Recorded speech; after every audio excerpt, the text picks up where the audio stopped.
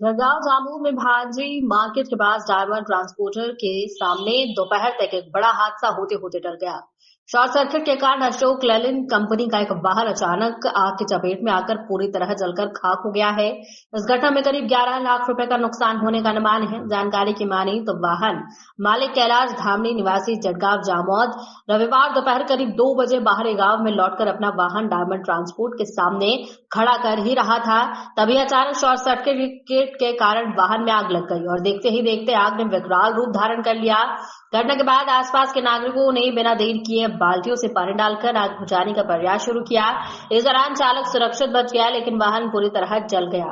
स्थानीय लोगों की माने तो नगर परिषद का फायर ब्रिगेड वाहन घटनास्थल से करीब 200 मीटर की दूरी पर मौजूद था। आपला परिचय? कैलाश गणेश धामणे, गाडीचं मोटर मला पूर्ण नाव? कैलाश गणेश धामणे, कुठे रहिवासी? जळगाव जामोद खेरडवली। आपल्या गाडीचं जे नुकसान झालं असं जे आग लागली त्या संदर्भामध्ये आपण काय म्हणणार आहात? मी गाडीवरून आलो, ट्रान्सपोर्टसमोर गाडी उभी केली आणि ट्रान्सपोर्टसाठी शेडला भेटायला गेलो अंदर, तोपर्यंत इकडे आग लागली। काय झालं त्याच्यात मग अफरातफरी केलं तिकडे। किती वाजताची घटना आहे? 12:30-1 वाजता। 12:30-1 वाजता घटनेच्या वेळेस आपण कोणत्या ठिकाणी होते नेमके? ते ट्रान्सपोर्टच्या अंदर होतो, बाजूला गेलो होतो एवढ्याच म्हणजे तुम्ही बाहेर आल्यानंतर आग लागली? आग लागलेली होती। मग आम्ही विझवायचा प्रयत्न केला, बाकी आग काही विझली नाही। तर आपल्या वाहनाचं किती रुपयाचं नुकसान झालेलं असेल आता?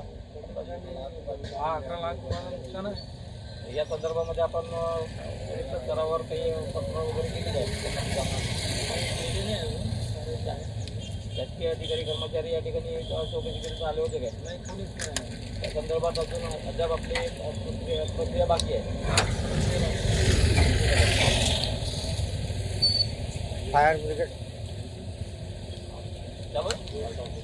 आता नगर परिषदच्या जळगाव जामोदच्या अंतरावर आता इथं जी घटना घडते त्या घटनेच्या अंतरावरच असं माहिती आहे की इथं फायर ब्रिगेड होतं आणि फायर ब्रिगेडचं जे वाहन आहे ते वाहन कधी आणि कशा पद्धतीनं पोहोचलं, किती वेळात पोहोचलं? इथून फक्त हाकेच्या अंतरावर फायर ब्रिगेडचं स्टेशन आहे आणि 1-2 जण पळत गेले तिथं।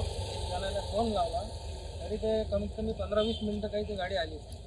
इथून यायला त्याला फक्त अर्धा मिनटं लागतं गाडीला, ती काही आली नाही अर्ध्या मिनटामध्ये। अर्ध्या मिनटामध्ये गाडी आली असती तर माझी गाडी वाचली असती, समजा आग लागली नसती।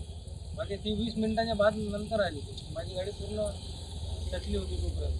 म्हणजे आपल्या गाडीचं जे नुकसान झालं 10-12 लाख रुपयाचं नुकसान झालं, या नुकसानाचं जे हे आहे ते नगर परिषदचे वाहन वेळेवर नाही वाहन न आल्यामुळे हे झालेलं आहे असं आपलं मत आहे?